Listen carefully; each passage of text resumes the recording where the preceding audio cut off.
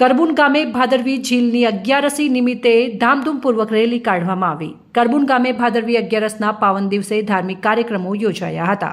રામજી મંદિરથી ગામના બાગ સુધી ભજન ભાવ સાથે ભવ્ય રેલી કાઢવામાં આવી હતી।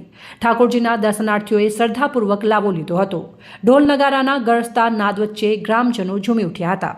ગામની જનતાએ મળીને આ કાર્યક્રમને સુશોભિત કર્યો હતો, જેમાં નાના મોટા સ્ત્રી પુરુષ, યુવાનો, વડીલો સૌએ શ્રદ્ધાપૂર્વક ભાગ લીધો હતો। વાવથરા જિલ્લાના કરબુણ ગામે વર્ષોથી પરંપરાગત ભગવાનનો અહીંયા મેળો યોજાય છે। જલજૂણી એકાદશી નિમિત્તે વર્ષોથી એક પરંપરા રહી છે।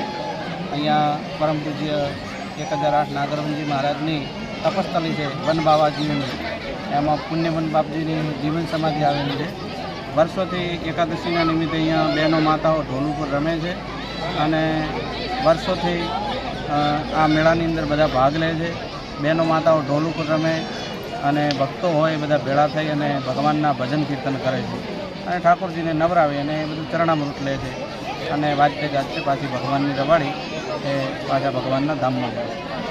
અહેવાલ જેતુ બારોટ, સંબંધ ભારત ન્યૂઝ, થરાદ।